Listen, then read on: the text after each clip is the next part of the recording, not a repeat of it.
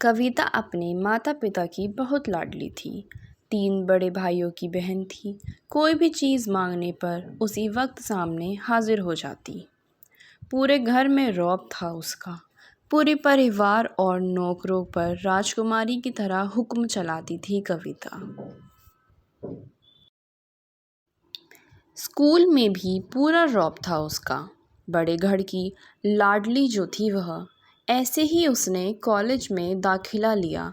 उसके ठाट बाट बड़ी गाड़ी में आना जाना, हर दिन नया फैशन देखकर हर कोई उससे दोस्ती करना चाहता था।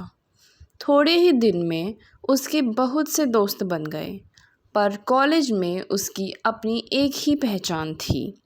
इन दिनों उसके घर एक रिश्ता आया। खानदानी लोग थे और पापा की पुरानी जान पहचान थी उनके साथ।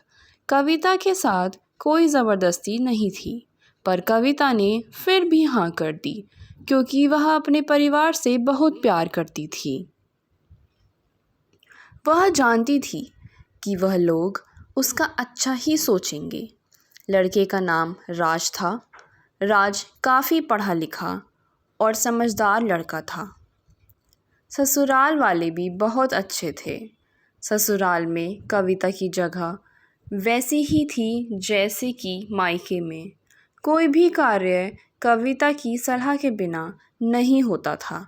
सबकी लाडली बहू बन गई थी वह। फिर उसके घर एक बेटे का जन्म हुआ। राहुल कविता को जान से प्यारा था। पोता पाकर ससुराल वाले तो फूले नहीं समाते थे। कविता कभी कभी सोचती कि उसकी किस्मत कितनी अच्छी है। उसका घर अपना उसे कितना प्यार करता है। चाहे जीवन में कैसा भी समय आए, मेरे अपने हमेशा मेरे साथ हैं। मैं कभी अकेली नहीं हो सकती। कितनी खुशकिस्मत हूँ मैं। पर शायद कविता की खुशियों को उसकी अपनी ही नज़र लग गई थी। एक दिन वह मायके जाने की ज़िद कर बैठी। राज को बहुत काम था, लेकिन वह फिर भी उसे ले गया। रास्ते में उनकी गाड़ी अन्य गाड़ी से टकरा गई। कविता, राज और राहुल बहुत बुरी तरह से जख्मी हो गए। काफ़ी दिनों के इलाज के बाद राज और राहुल तो ठीक हो गए, लेकिन कविता पूरी तरह ठीक ना हो सकी। सर पर चोट लगने के कारण वह अपनी आँखों की रोशनी खो बैठी। अब कविता की किस्मत जैसे उल्टे पांव चलने लगी। मायके वाले कुछ दिनों तक उससे मिलने आते रहे, फिर कभी कभार फ़ोन ही करके पूछ लेते कि अब कैसी हो। धीरे धीरे से सिलसिला भी कम हो गया। ससुराल वालों की सहानुभूति भी कम होने लगी।